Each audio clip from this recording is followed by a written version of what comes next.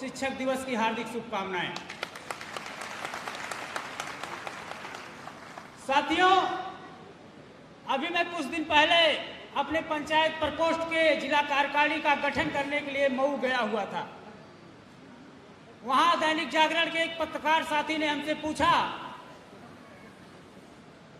कि उत्तर प्रदेश में लगभग 2200 राजनीतिक पार्टियां हैं, छोटे बड़े दल मिलाकर, लेकिन आप मुझे ये बताइए कि उत्तर प्रदेश की सरकार और योगी बाबा सिर्फ आपके नेता और आपके सांसद पर ही मुकदमे क्यों करते हैं? अब तक 16 मुकदमे कर चुके हैं, आप उस पर क्या कहना चाहेंगे? मैंने बस उनसे 2 लाइनें कही। मैंने कहा, अगर मुझे शेर का पर्यायवाची लिखना होगा तो मैं लिखूंगा संजय सिंह, संजय सिंह। साथियों, आज इस पंचायत प्रतिनिधि सम्मेलन में गांव की बात माननीय सांसद संजय सिंह जी के साथ कार्यक्रम के मुख्य अतिथि, हमारे अगुआ, हमारे नेता, हमारे मार्गदर्शक, सड़क से लेकर संसद तक किसानों, नौजवानों, गरीबों, मजलूमों की आवाज माननीय सांसद संजय सिंह जी, हमारे यशस्वी प्रदेश अध्यक्ष बड़े भैया शिवाजीत सिंह जी, प्रदेश सचिव भाई दिनेश सिंह पटेल जी, यहाँ पर तमाम विभागों के हमारे प्रदेश अध्यक्ष बैठे हुए हैं, हमारे भाई जो कि 24 घंटे हमारे साथ कंधे से कंधा मिलाकर चलते हैं, CYSS के प्रदेश अध्यक्ष भाई बंसराज दुबे जी, बड़ी बहन नीलम यादव जी, एवं पूरे उत्तर प्रदेश के कोने कोने से आए हुए पंचायत प्रतिनिधियों, मंचासीन साथियों और मेरे सामने बैठे हुए नौजवान साथियों, भाइयों बहनों, मैं आप सभी का तहे दिल से धन्यवाद करता हूं। साथियों, आज इस कार्यक्रम को सफल बनाने में मेरे जिन साथियों का योगदान रहा, पिछले 1 हफ्ते से दिन रात लग के लोगों के पास फोन करके, पंचायत प्रतिनिधियों के पास फोन करके और लग करके जिन्होंने इस कार्यक्रम को सफल बनाने में अहम योगदान दिया है, उनमें से मैं अपने बड़े भाई पंचायत प्रकोष्ठ के प्रदेश उपाध्यक्ष सुभाष शुक्ला जी से चाहूंगा वो खड़े हो जाएं। एक बार आप लोग जोरदार तालियों से उनका स्वागत करिए। साथियों, दूसरा नाम मैं लेना चाहूंगा, जो कद में छोटे तो जरूर हैं, लेकिन वो पंचायत प्रकोष्ठ के सचिन तेंदुलकर हैं, भारतीय भाई पंकज यादव जी, हमारे महासचिव भाई हिमांशु त्रिपाठी जी और अम्बेडकर नगर जिले के जिला अध्यक्ष भाई आलोक वर्मा जी, जो कि 1 हफ्ते से लगातार मेरे साथ इस सम्मेलन को सफल बनाने में अपना योगदान दे रहे हैं। प्रदेश उपाध्यक्ष सुमित वर्मा जी, श्रावस्ती से चलकर आए हमारे प्रदेश के उपाध्यक्ष भाई रत्नेश पांडे जी और तमाम यहाँ पर पंचायत प्रकोष्ठ के जिला अध्यक्ष और सम्मानित प्रदेश कार्यकारिणी के सदस्य, मैं सबका नाम तो नहीं ले पा रहा हूं क्योंकि इसके बाद भी आप जिनको सुनने के लिए आए हैं उनको अभी सुनना बाकी रह गया है, इसलिए मैं अपनी बातों को आगे, आप लोगों से माफी मांगते हुए अपनी बातों को आगे बढ़ाना चाहूंगा। साथियों, पिछले लगभग 2 महीने पहले आम आदमी पार्टी, हमारे नेता आदरणीय सांसद संजय सिंह जी ने उत्तर प्रदेश में एक प्रकोष्ठ का गठन किया, पंचायत प्रकोष्ठ का, और तब से लेकर आज तक हम लोग लग के काम कर रहे हैं। और मैं उनका धन्यवाद इसलिए भी देना चाहूंगा कि हिंदुस्तान की पहली इकलौती पार्टी आम आदमी पार्टी है जिसने उत्तर प्रदेश के 1,97,000 गांव में रहने वालों के लिए एक प्रकोष्ठ का गठन किया है, उनके सुख दुख को सुनने के लिए एक प्रकोष्ठ का गठन किया है और उनकी सुविधाओं को जानने के लिए एक प्रकोष्ठ का गठन किया है। साथियों, पिछले 1 साल से ज्यादा हो गए, सड़कों पर इस देश का अन्नदाता है और उनके खिलाफ जब हमारे नेता बोलते हैं तो आपके यही मीडिया वाले और आपके यही भाजपाई कहते हैं कि आपके सांसद तो माइक तोड़ रहे हैं, सदन की अवहेलना कर रहे हैं, और जब सड़कों पर किसानों की हड्डियां तोड़ी जाती हैं तो किसी के कानों तक जू नहीं लेगा जाता। एक महापंचायत आज मुजफ्फरनगर में चल रही है और दूसरे गांव की बात आपके लखनऊ में हो रही है। हमें और आपको सोचना होगा इस बात को कि आखिर पिछले 1 साल से किसान इस सड़कों पर क्यों है। मैं थोड़ा सा समय लेके आपको बताना चाहूंगा, आप लोगों का ध्यान केंद्रित करना चाहूंगा। सरकार कहती है कि सरकारी क्रय केंद्र पर धान का दाम 168 रुपए है। आप मुझे बताइए, यहाँ पर जितने लोग आए हैं उनमें से मुझे लगता है 70% किसान ही है। आप मुझे बताइए कितने लोगों ने 1869 रुपए में अपना धान बेचा है? किसी ने नहीं बेचा। क्यों नहीं बेचा? उसके पीछे भी रीजन है। हम नेताओं के पीछे चलकर सिर्फ जिंदाबाद और मुर्दाबाद के नारे लगाते हैं, लेकिन हम अपने समस्याओं को सुनने और समझने की हिम्मत नहीं जुटा पाते हैं। एक जिले में जो सरकारी क्रय केंद्र की व्यवस्था होनी चाहिए वो न्याय पंचायत लेवल पर होनी चाहिए। एक न्याय पंचायत में 4 से 5 ग्राम सभाएं आती हैं, और अगर एक न्याय पंचायत में एक सरकारी क्रय केंद्र सरकार बना देती है तो मुझे लगता है बड़े आसानी से उस 5 ग्राम सभाओं के लोग अपने धान को 1868 रुपए में बेच सकते हैं। लेकिन सरकार आपकी धान को खरीदना ही नहीं चाहती, क्योंकि ये व्यापारियों की दलाली करने से जब छुट्टी पाएंगे तब आपके धान को खरीदने की इनको याद आएगी। ये जानते हैं अगर हम इनके धान को 1868 में नहीं खरीदेंगे, ये किसान हैं, ये आज धान को काटे हैं, कल गेहूं बोने के लिए इन्हें खाद लेना है, इन्हें खेत की जुताई के लिए पैसे कलेक्ट करने हैं, तो ये उसको डंप नहीं कर सकते, उसको पास नहीं रख सकते, अपने इनको बेचना ही बेचना है। और मजबूरी में जाकर इस व्यापारियों के हाथे हमें अपने धान को 1000 से 1100 रुपए में बेचना पड़ता है। साथियों, आज जिस गांव की बात हम लोग कर रहे हैं, आप लोग को सुनकर बड़ा आश्चर्य होगा कि आजादी के 75 साल भी बाद भी उत्तर प्रदेश के ललितपुर जैसे जिले भी हैं जहां आज हमारी माताएं बहनें 2 किलोमीटर दूर जाकर मटके से पानी भरकर लाती हैं। आपके प्रधानमंत्री के संसदीय क्षेत्र बनारस से कटकर एक जिला बना है भदोही। 1994 में उस जिले का गठन हुआ था, और आज 27 साल बाद भी इस प्रदेश के लोगों की बदनसीबी कहिए या भदोही जिले की बदनसीबी कहिए, भदोही जिले के लोग आज भी एक सरकारी अस्पताल के लिए सड़कों पर संघर्ष कर रहे हैं। कई सरकारें आई, कई सरकारें गई, कई बार काम तो शुरू भी हो गया, लेकिन हॉस्पिटल अभी तक नहीं बन पाया। आज हम लोग यहाँ इकट्ठा हुए हैं ये जानने के लिए कि आजादी के 75 साल बाद भी हमारे गांव में सड़कें क्यों नहीं हैं। हमें प्रधानमंत्री ग्राम सड़क योजना तो दे दिया जाता है, लेकिन उस प्रधानमंत्री ग्राम सड़क योजना से कितने गांव को जोड़ा जाता है इसकी जानकारी हमें नहीं दी जाती, और ना ही हम लेना चाहते हैं। हमें प्रधानमंत्री ग्रामीण आवास दे दिया जाता है, लेकिन उससे कितने बेघरों को घर मिला ये जानने की कोशिश हम नहीं करते, क्योंकि हमें जब नेताओं के जिंदाबाद और मुर्दाबाद के नारे लगाने से फुर्सत मिलेंगे तब हम इसको जानने की कोशिश करेंगे। लेकिन अब हमें जानना पड़ेगा, और आज इस मंच के माध्यम से माननीय सांसद जी के सामने मैं आप लोगों को एक बात बताना चाहता हूं कि आने वाले 14 सितंबर को अयोध्या में एक तिरंगा यात्रा है। उसके बाद पंचायत प्रकोष्ठ के आज यहाँ पर जितने भी पदाधिकारी और प्रतिनिधि और हमारे जिला अध्यक्ष आए हुए हैं, मैं उन सभी की तरफ से आप लोगों को बताना चाहता हूं कि 20 सितंबर से लेकर 31 अक्टूबर तक, यानी सरदार वल्लभ भाई पटेल जी की जयंती तक, अगले 1.5 महीने में पंचायत प्रकोष्ठ के लोग उत्तर प्रदेश के 3000 गांवों में जाकर बूथ अध्यक्ष और ग्राम सभा अध्यक्ष बनाने का काम करेंगे।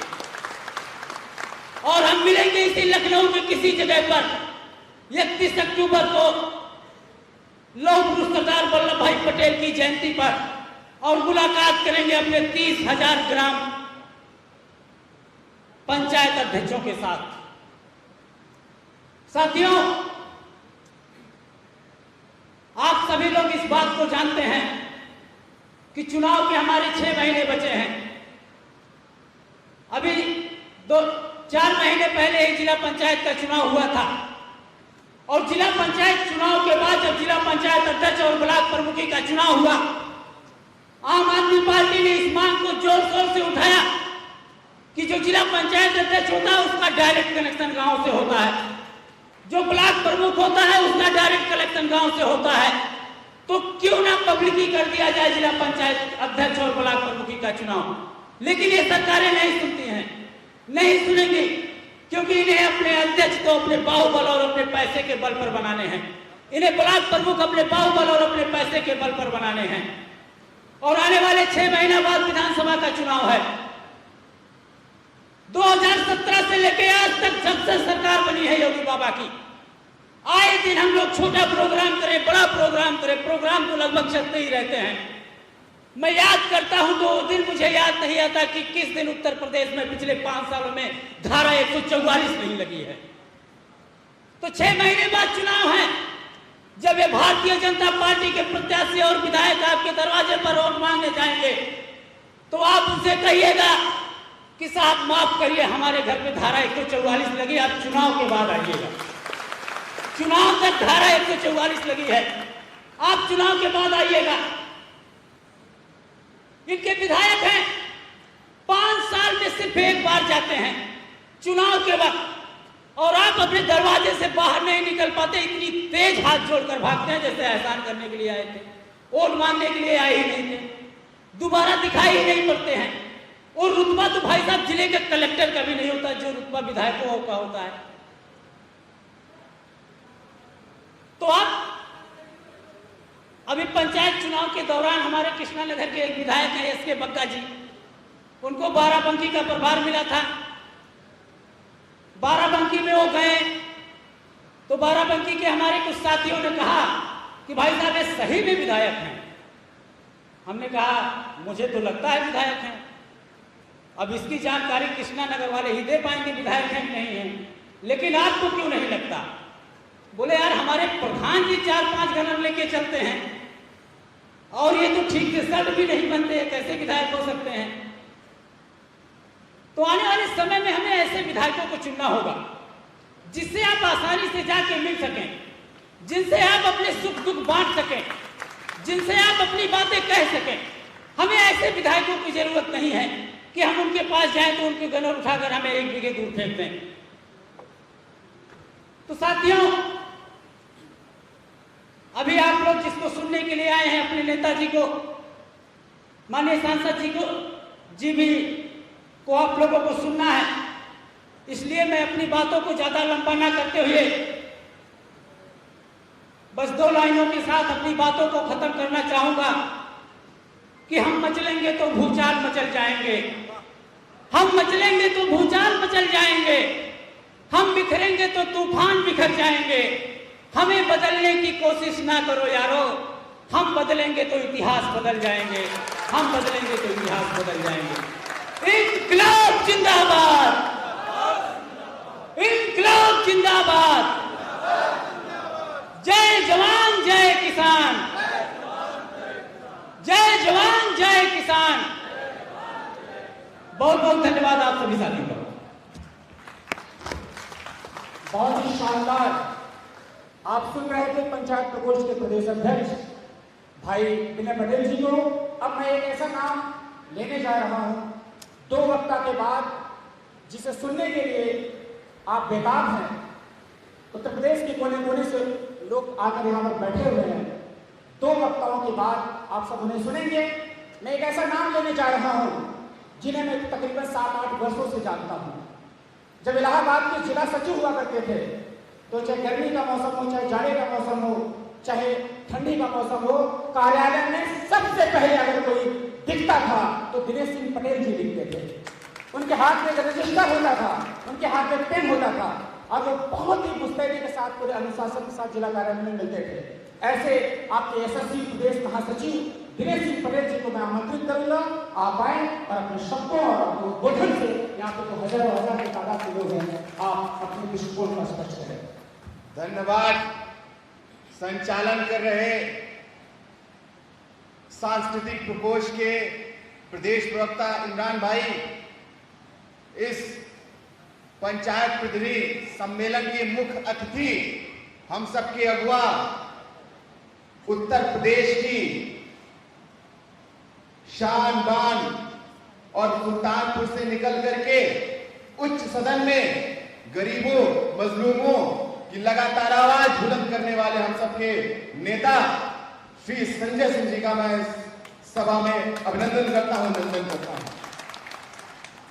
मंच पे आसीन प्रदेश के अध्यक्ष, जिन्होंने लगातार जिम्मेदारी मिलने के बाद पूरे उत्तर प्रदेश में गांव-गांव गली-गली जाकर के संगठन को मजबूत करने के लिए जो कुछ हो सकता था उन्होंने किया, और आज पूरे उत्तर प्रदेश में आम आदमी पार्टी का संगठन किसी भी राजनीतिक दल के संगठन से 19 नहीं तो 20 हम 21 के बराबर है। उनका मैं स्वागत अभिनंदन करता हूं। मंच पे आसीन तमाम मंचासीन हमारे प्रदेश के पदाधिकारीगण, जिले के पदाधिकारीगण, तमाम हमारे फ्रंटल के पदाधिकारीगण का मैं इस सभा में अभिनंदन करता हूं। अभी कुछ महीनों पहले ही मैं उस प्रेस वार्ता में था जब पंचायत प्रकोष्ठ का गठन हो रहा था। हम सबके प्रिय भाई विनय पटेल जी को पंचायत प्रकोष्ठ का अध्यक्ष घोषित किया जा रहा था। ज्यादा दिन नहीं हुए, लेकिन जिस तरीके से इतने कम समय में 1 लाख गांव की आवाज को बुलंद करने के लिए पंचायत प्रतिनिधि सम्मेलन करके उन्होंने साबित कर दिया है, हौसले बुलंद हो तो समय की कोई परवाह कोई नहीं करता। उनको क्रांतिकारी अभिवादन, क्रांतिकारी सलाम पेश करता हूं। आपने बहुत ही कम समय में जिस तरीके से पंचायत सम्मेलन रखा है प्रतिनिधियों का, ये साबित करता है कि हमारे तमाम जो हमारे पदाधिकारीगण हैं, फ्रंटल के पदाधिकारीगण हैं, उनको उत्साह होगा और आने वाले दिनों में ऐसा ही विशाल सम्मेलन करेंगे इस लखनऊ में। आपने देखा होगा इस जिला पंचायत चुनाव में किस तरीके से जनता ने भारतीय जनता पार्टी को नकार दिया। जिला पंचायत सदस्य इनके नहीं जीते, प्रधान इनके पर्याप्त मात्रा में नहीं जीते, ना बीडीसी जीते। जनता ने इन्हें नकार दिया। जिस चुनाव में जनता ने डायरेक्ट वोटिंग की, प्रत्यक्ष रूप से वोटिंग की, उसमें भारतीय जनता पार्टी पीछे रही। लेकिन जब जिला पंचायत अध्यक्ष की चुनाव की बात आई तो भारतीय जनता पार्टी ने अपनी सरकारी मशीनरी का इस्तेमाल करते हुए, अपने चाटुकार अफसरों का इस्तेमाल करते हुए तमाम उस प्रतिनिधियों का, तमाम जनता के वोट का अपमान किया और जिला पंचायत चुनाव में अपने लोगों के माध्यम से हथियाने का काम किया। इस पंचायत चुनाव में आपने देखा किस तरीके से महिलाओं की इज्जत को तार-तार करने का काम भारतीय जनता पार्टी और इनके नेता और अफसरों ने किया। मुझे पूरा भरोसा है पंचायत प्रकोष्ठ उत्तर प्रदेश भाई विनय पटेल जी और तमाम जो हमारे पदाधिकारी हैं पंचायत प्रकोष्ठ के, उनके नेतृत्व में आने वाले दिनों में जिस तरीके से पंचायत स्तर पर भ्रष्टाचार हो रहा है उसकी हम लड़ाई लड़ेंगे। और गांधी जी के सपने को जो उन्होंने बोला था, अगर हिंदुस्तान को देखना है तो हिंदुस्तान के गांव में चले जाना, उस गांव को सपने को पूरा करने का काम हमारे पंचायत प्रकोष्ठ के तमाम पदाधिकारी जो है उनकी मदद से पूरा करेंगे। वक्त हमारे बहुत है, हम सब जिनको सुनने आए हैं, काफी समय हो रहा है, तो अपनी वाणी को विराम दूंगा और अंत में तमाम साथियों को मैं क्रांतिकारी अभिवादन, क्रांतिकारी सुझाव पेश करना चाहूंगा कि आप इतने दूर से आए और इस पंचायत सम्मेलन में सम्मिलित हुए। बहुत बहुत आभार, बहुत बहुत शुक्रिया। इंकलाब जिंदाबाद। बहुत बहुत धन्यवाद महासचिव जी। जब प्रदेश कार्यकारिणी नहीं बनी थी तो फैजाबाद के अगुआ के नाम से मशहूर आज हम सबके यशस्वी प्रदेश अध्यक्ष भाई समाजीत सिंह जी आज बुरा उठा चुके हैं कि बहन और बबुआ और चंदा चोरी का हलवा खाने वालों को जब तक हम सत्ता से हटा नहीं देंगे तब तक हम चैन सुकून से बैठेंगे नहीं। बड़े भाई समाजीत सिंह जी, प्रदेश अध्यक्ष आम आदमी पार्टी उत्तर प्रदेश।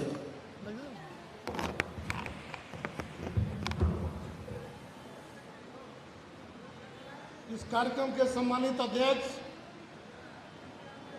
पंचायत प्रकोष्ठ के प्रदेश के अध्यक्ष, हमारे भाई और साथी जो आदरणीय विनय पटेल जी, गांव की बात माननीय संजय सिंह जी के साथ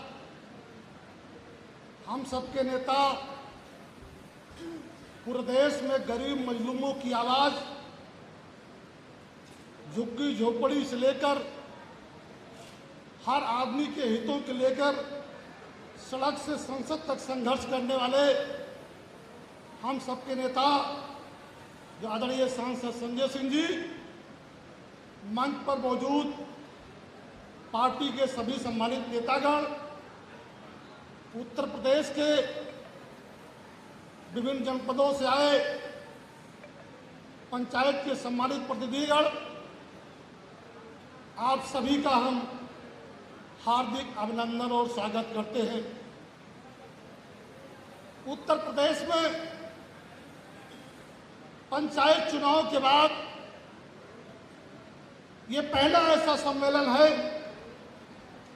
जिस सम्मेलन में पंचायतों के सभी हमारे जो निर्वाचित प्रतिनिधि हैं वो एक साथ इकट्ठा हुए हैं। हम आप सबको अपनी बात रखने से पहले आपको हम जीत की बधाई देते हैं और आपका हम हार्दिक अभिनंदन करते हैं। उत्तर प्रदेश में जब पंचायतों के चुनाव चल रहे थे, बहुत सारे राजनीतिक दल उस पंचायत चुनाव में अपनी किस्मत आजमा रहे थे और आम आदमी पार्टी पहली बार उत्तर प्रदेश के अंदर पंचायत के चुनाव में अपने उम्मीदवारों को खड़ा किया था।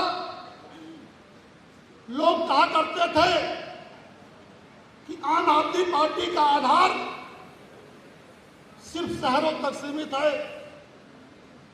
लेकिन जब चुनाव के नतीजे आए तो आप जैसे साथियों के बदौलत आम आदमी पार्टी को पंचायत के चुनाव में 40 लाख वोट मिला और आपने एक कीर्तिमान स्थापित किया।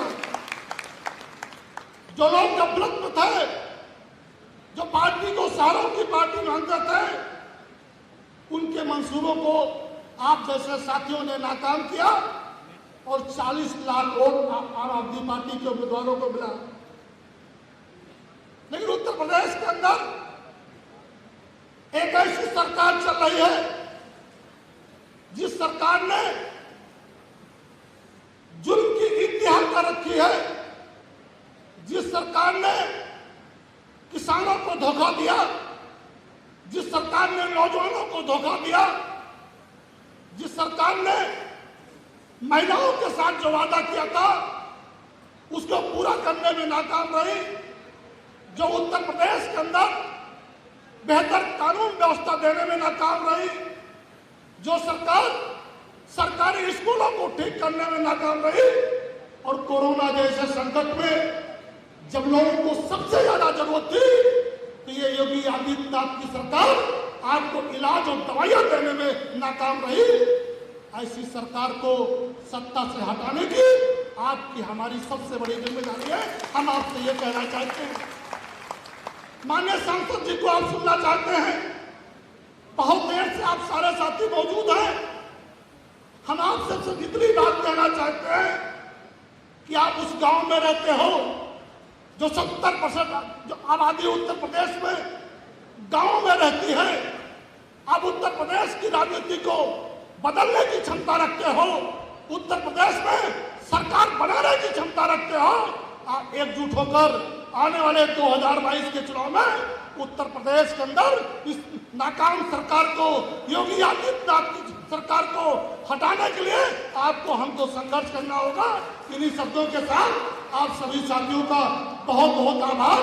और अब आपके बीच में इस कार्यक्रम में मुख्य अतिथि हम सबके नेता, पूरे देश में गरीब मजलूमों की आवाज सड़क से लेकर संसद तक उठाने वाले माननीय सांसद हम सबके नेता आदरणीय संजय सिंह जी से हम अनुरोध करेंगे कि आप उनका जोरदार नारों से स्वागत करिए।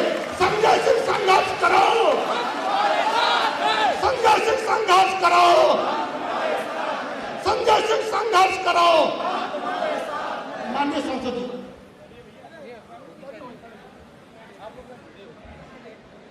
एक बार जोरदार नारा लगाएंगे, भारत माता की इंकलाब, इंकलाब, पंचायत प्रकोष्ठ, पंचायत प्रकोष्ठ।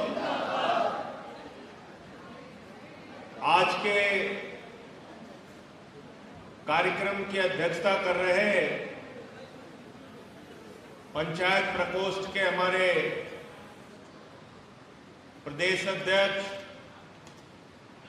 और जिनकी अगुवाई में ये विशाल सम्मेलन हो रहा है, ऐसे भाई विनय पटेल जी को मैं हृदय की गहराइयों से बधाई देता हूं, शुभकामनाएं देता हूं। प्रदेश अध्यक्ष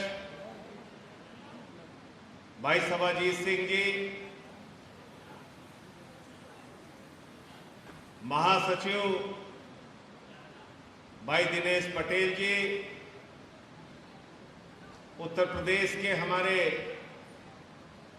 अलग अलग प्रकोष्ठों के अध्यक्ष महिला प्रकोष्ठ की नीलम यादव जी, हमारे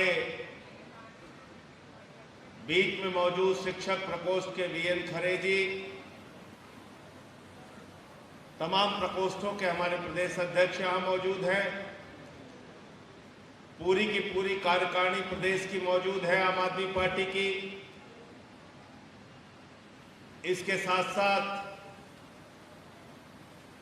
हमारे पंचायत प्रकोष्ठ के सारे पदाधिकारी मौजूद हैं, जिला पंचायत के सदस्य, ग्राम प्रधान, बीडीसी सदस्य हमारे साथ ही मौजूद हैं।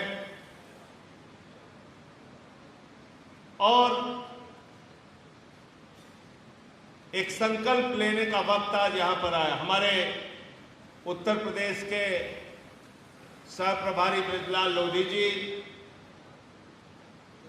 अनूप पांडे जी जो हमारे प्रदेश अध्यक्ष हैं पूर्वांचल प्रकोष्ठ के,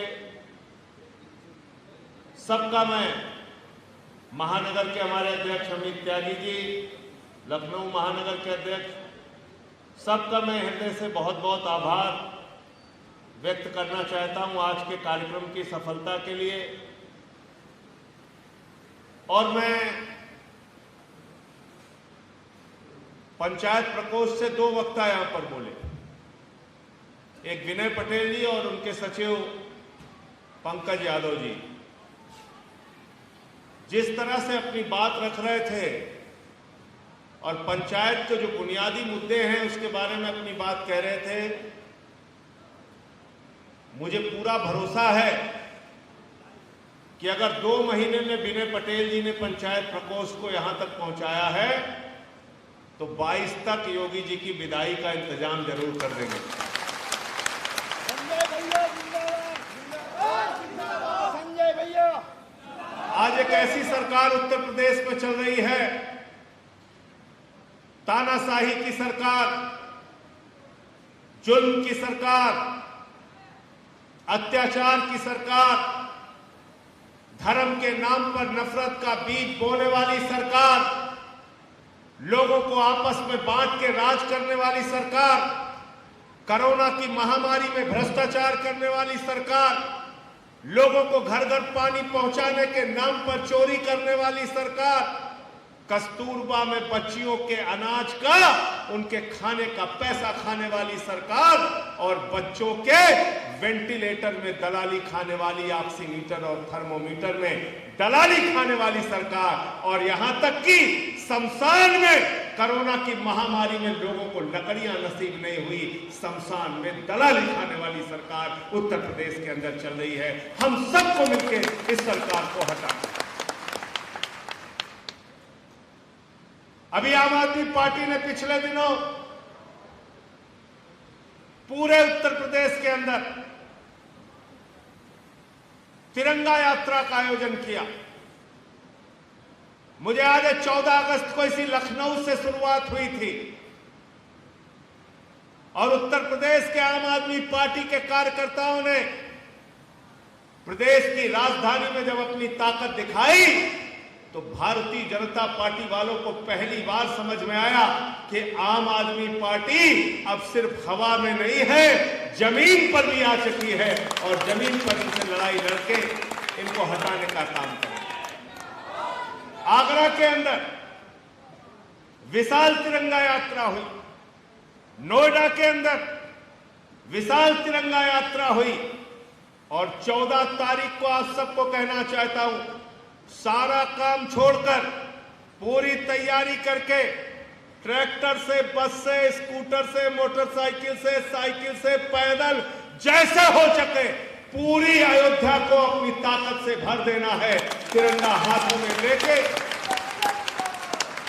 भारत की आन बान और शान तिरंगे को नमन करते हुए अयोध्या की धरती पर जो संकल्प हमने लखनऊ, आगरा और नोएडा में लिया, वो संकल्प अयोध्या में भी लेना है और उसके बाद पूरे उत्तर प्रदेश में और हिंदुस्तान में उसी संकल्प को बार बार दोहराने का काम करें। तिरंगा यात्रा से घबरा गए, आदित्यनाथ जी घबरा गए तिरंगा यात्रा से।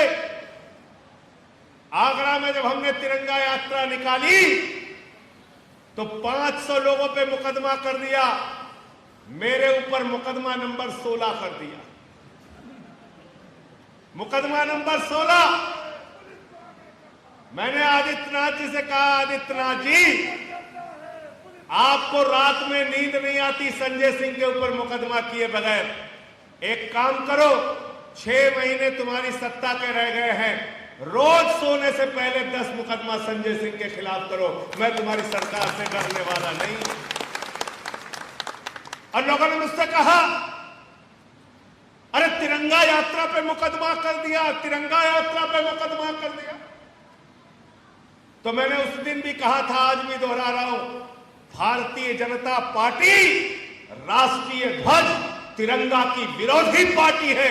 52 साल तक इन लोगों ने नागपुर के मुख्यालय पर आरएसएस और बीजेपी के लोगों ने तिरंगा नहीं फहराया, इनका इतिहास है। ये तिरंगे के विरोधी लोग हैं और हम तिरंगे के ऊपर मरने मिटने वाले लोग।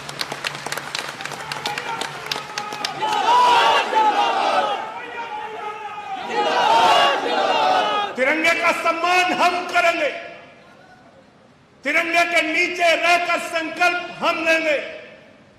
उत्तर प्रदेश को बचाने का, नौजवानों को बचाने का, किसानों को बचाने का, माताओं बहनों की सुरक्षा का, गांव की सुरक्षा का, शहर की सुरक्षा का संकल्प हम लेंगे। हम तिरंगे के लिए, तिरंगे की आन बान शान के लिए मरने मिटने को तैयार हैं। और ये तिरंगे का विरोध करने वाले गद्दार लोग हैं जो हम पे मुकदमा लिखने का काम करते हैं। इन गद्दारों को जवाब देने के लिए सड़क पर उतरने के लिए तैयार हो जाओ। भारतवर्ष में तिरंगा लेके नहीं निकल सकते? किस देश का झंडा लेके निकले हम लोग, बताओ योगी जी? ये लड़ाई कमल का झंडा बनाम तिरंगा झंडा है। जन आशीर्वाद यात्रा में कमल का झंडा लेके हजारों लोग निकलते हैं, उन पे मुकदमा नहीं होता। हम तिरंगा झंडा लेके निकलते हैं, भारत की आन बान शान को लेके निकलते हैं, हम पे मुकदमा होता है। देखना यह है, तय ये करना है कि तिरंगा झंडा बड़ा है या ये कमल वालों का झंडा बड़ा है, ये फैसला हमको करना है।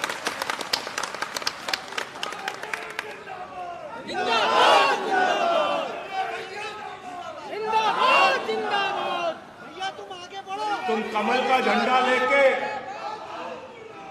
कमल का झंडा लेके 5 किलो राशन बांटते हो, 1 सेकेंड, 5 किलो राशन बांटते हो कमल का झंडा लेके।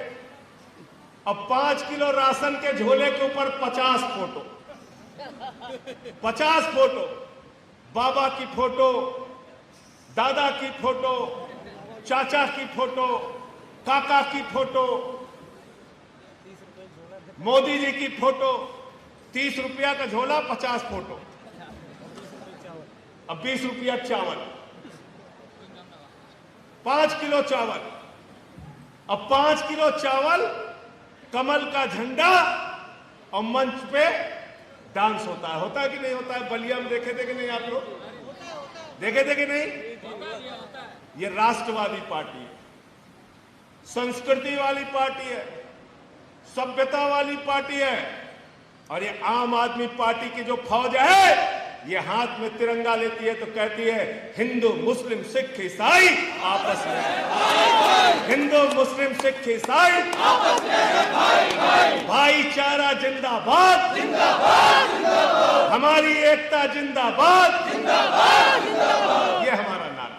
किसान एकता जिंदाबाद जिंदाबाद जिंदाबाद। बहुत मूर्ख बना लिया तुमने हिंदू मुसलमान के नाम पे इस देश को। हासिल क्या हुआ हमको? 110 रुपए का पेट्रोल मिल रहा, 230 रुपए का सरसों का तेल मिल रहा है। आम इंसान की जिंदगी को बर्बाद कर दिया। 650 किसानों ने 9 महीने के अंदर आत्महत्या की। मोदी की सरकार, भारतीय जनता पार्टी की सरकार, योगी आदित्यनाथ की सरकार 75 वर्षों की आजादी के बाद सबसे बड़ी निर्दयी, जुल्मी, तानाशाह सरकार है, मैं कहना चाहता हूं।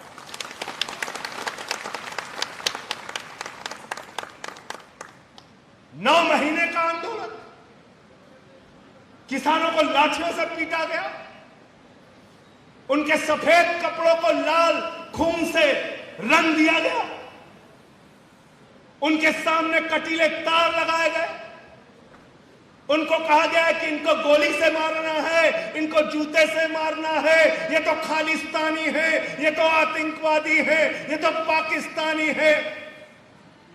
अरे बेईमान भाजपाइयों, जानवर भी जिसका हुआ दिया खाते हैं, उसके प्रति वफादारी निभाते हैं। तुम लोग तो जानवरों से ज्यादा बदतर हो गए। जिस अन्नदाता का दिया हुआ खाते हो, उसके साथ भी गद्दारी करने का काम करते। मुझसे लोगों ने कहा, बोले आपने माइक क्यों तोड़ दिया? मैंने कहा जो लोग किसान की हड्डियां तोड़ते हैं, उनके विरोध में अगर संसद का माइक तोड़ना पड़ेगा तो तोड़ने का काम बार बार करूंगा।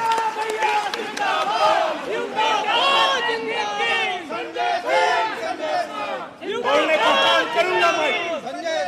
संजय सिंह। और मैंने कहा जो लोग नमक खा के नमक हरामी करते हैं, उनको नमक हराम कहा जाता है। और आज इस देश के करोड़ों अन्नदाताओं का नमक खाने वाली और उनको मवाली कहने वाली नमक हराम सरकार इस देश के अंदर चल रही है, जिसको हमें मिलकर हटाना है, भगाना है, सत्ता से दूर करना है।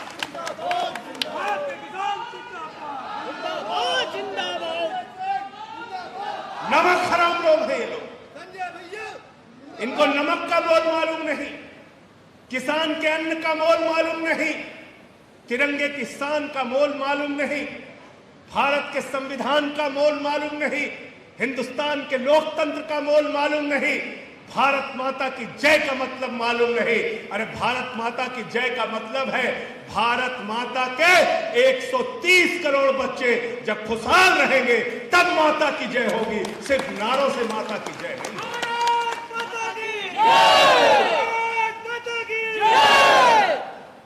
भारत माता की जय तो तब होगी जब भारत माता के 130 करोड़ बच्चे, पिछड़ा हो, दलित हो, सवर्ण हो, हिंदू हो, मुसलमान हो, सिख हो, ईसाई हो, सब खुश रहेंगे, तब भारत माता की जय होगी। सिर्फ नारे लगाने से भारत माता की जय नहीं होगी।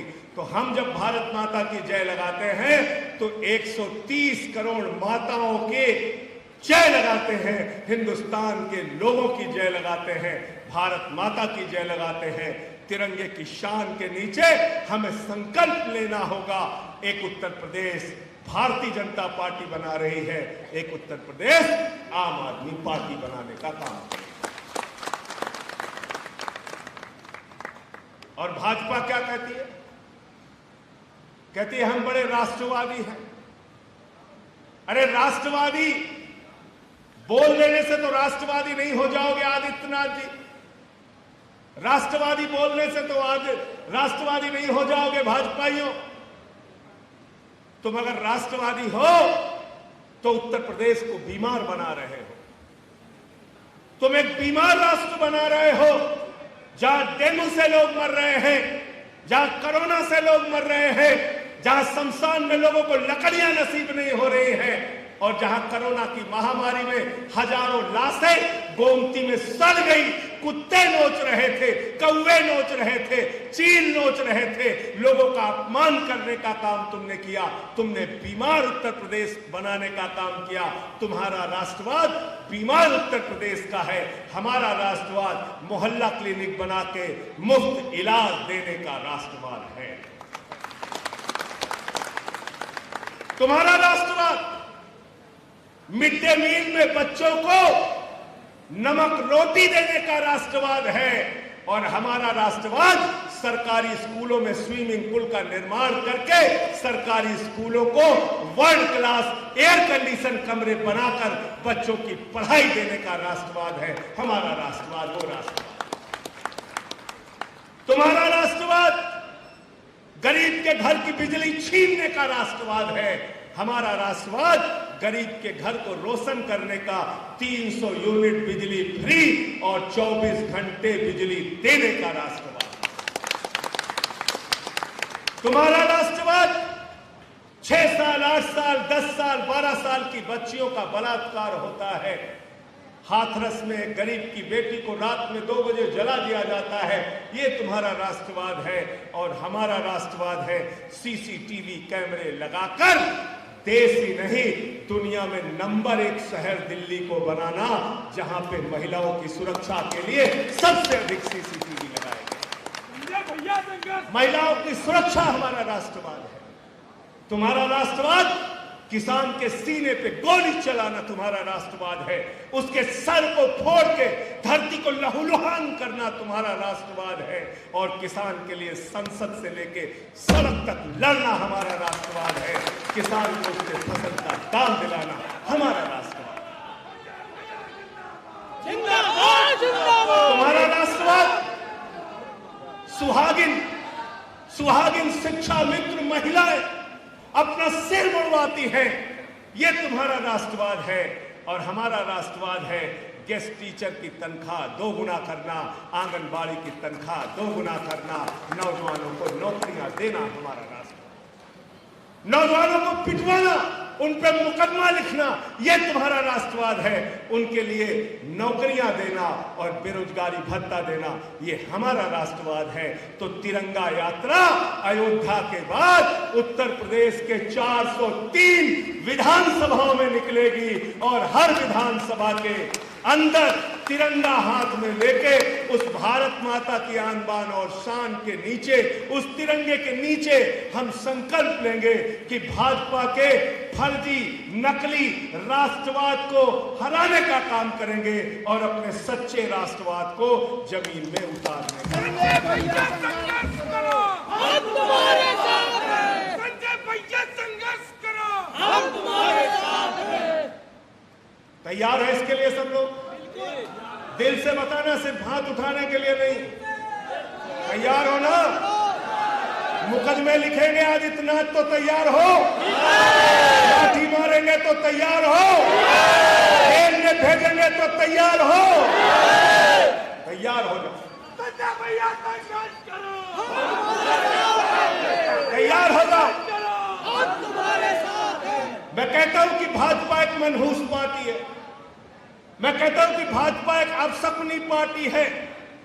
और ये बात मैं इसलिए कहता हूं कि 2017 के चुनाव में भारतीय जनता पार्टी के नेता नरेंद्र मोदी, भारतीय जनता पार्टी के नेता योगी आदित्यनाथ, भारतीय जनता पार्टी का एक एक कार्यकर्ता गांव-गांव में जाता था, मंचों पे जाता था, शहरों में जाता था, रैलियों में जाता था, सम्मेलनों में जाता था, तो एक ही बात कहता था, शमशान होना चाहिए कि नहीं होना चाहिए, शमशान होना चाहिए कि नहीं होना चाहिए, शमशान होना चाहिए कि नहीं होना चाहिए। और इन मनहूसों ने शमशान शमशान शमशान कह के कोरोना की महामारी में गांव-गांव में शमशान बना दिया कि नहीं बना दिया? शमशान बनाने वाली पार्टी चाहिए या स्कूल बनाने वाली चाहिए? शमशान बनाने वाली चाहिए या अस्पताल बनाने वाली चाहिए? शमशान बनाने वाली चाहिए या सड़क बनाने वाली चाहिए? शमशान बनाने वाली चाहिए या नौकरियां देने वाली चाहिए? शमशान बनाने वाली चाहिए या किसान को फसल का दाम देने वाली चाहिए? तो हमें शमशान वाली पार्टी नहीं चाहिए। ये शमशान बनाने वाली मनहूस पार्टी की विचारधारा को इस बार शमशान में जाके तिलांजलि देने का काम हमको आपको करना। जिस गंगा नदी में कोरोना की महामारी में हमारे परिजनों की लाशें सड़ रही थी, उसी गंगा नदी में शमशान बनाने वाली भारतीय जनता पार्टी की विचारधारा को तिलांजलि देके इनकी जमानतें जब्त करा के इनको घर भेजने का काम किया।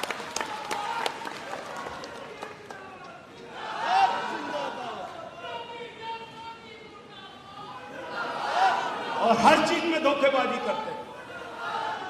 पहले तो मनहूस पार्टी है, दूसरा धोखेबाज पार्टी है।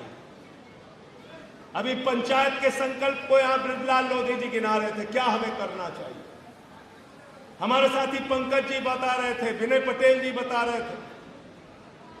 अरे मैं आपसे कहना चाहता हूं, ये धोखेबाज लोग हैं। इन्होंने 15 लाख कह के धोखा दिया, महंगाई कम करेंगे कह के धोखा दिया। इन्होंने कहा 2 करोड़ नौकरियां नौजवानों को हर साल देंगे, धोखा दिया। ये धोखेबाज लोग हैं, इनसे सावधान हो जाना। अरे जो राम के नहीं हुए वो आम के क्या होंगे, इसको समझ लेना। संजय भैया संघर्ष करो, हम तुम्हारे साथ। चंदा चोर मुर्दाबाद। चंदा चोरी कर रहे हैं लोग। क्या कर रहे हैं? 7 बज के शाम को 10 मिनट पे प्रभु श्री राम के नाम पे 2 करोड़ में जमीन खरीदी और 5 मिनट बाद 18.5 करोड़ में बेच दी। चंदा चोरी करने का काम कर रहे हैं। इन चंदा चोरों से सावधान हो जाना। चंदा चोरी करते हैं, पानी चोरी करते हैं, ऑक्सीमीटर में चोरी करते हैं, थर्मोमीटर में चोरी करते हैं। जो चोर हैं इनको इस बार सावधान होकर चुनाव में हटाने का काम करना। इसीलिए हम लोग नारा लगाते हैं, पहले लड़े थे गोरों से, हम लड़ेंगे चोरों से। पहले लड़े थे गोरों से, हम लड़ेंगे चोरों से। पहले लड़े थे गोरों से, हम लड़ेंगे चोरों से। पहले लड़े थे गोरों से, हम लड़ेंगे चोरों से। और बिल्कुल सही हमारे साथियों ने कहा था, हमारी ये मांग है और आज इस मांग को फिर से दोहराते हैं। पंचायत के सारे चुनाव, चाहे ब्लॉक प्रमुख के हो या जिला पंचायत अध्यक्ष के हो, अगर भ्रष्टाचार खत्म करना है तो सीधे जनता से कराओ, तब हम जीत के आएंगे, तब तुम्हें ईमानदारी का पता चलेगा। आप सब आज के सम्मेलन में इतनी भारी संख्या में आए, आप सबका हृदय की गहराइयों से स्वागत है, अभिनंदन है, वंदन है। अभी आप लोग रुके रहेंगे, 5 मिनट का समय और देंगे। अंत में जो हमारे पंचायतों के प्रतिनिधि आए हैं, ग्राम प्रधान, बीडीसी, जिला पंचायत के सदस्य, वो सब मंच पर आ जाएं। उनका सम्मान समारोह है और उसके बाद कार्यक्रम का समापन होगा। विनय पटेल जी को मैं मंच सौंपता हूँ। बहुत बहुत शुक्रिया, बहुत बहुत धन्यवाद। आप सभी लोग अपने अपने स्थान पर बैठे रहे। 5 मिनट का समय आप लोग और देंगे। साथियों, इस प्रोग्राम को ऑर्गेनाइज कराने के लिए एक बहुत ही अहम आदमी का रोल रहा है, जिन्होंने हमें परमिशन दिलाने के लिए हफ्तों दौड़ते रहे। भाई कमर अब्बास जी का भी मैं धन्यवाद करता हूं। और अपने मंचासीन साथियों से कहना चाहता हूं, आप लोग थोड़ा पीछे हो जाएं। कानपुर के हमारे किसान प्रकोष्ठ के कुछ साथी आए हैं, वो भी मंच पर आ जाएं। जितने जिला पंचायत सदस्य आए हैं वो मंच पर आ जाएं। जितने बीडीसी आए हैं वो मंच पर आ जाएं और जितने प्रधान आए हैं वो मंच पर आ जाएं। आप सभी को एक एक करके माननीय सांसद संजय सिंह जी साल उड़ाकर आप सभी का सम्मान करेंगे। सभी साथी एक एक करके आ जाएं, मंच पर आ जाएं। जितने कानपुर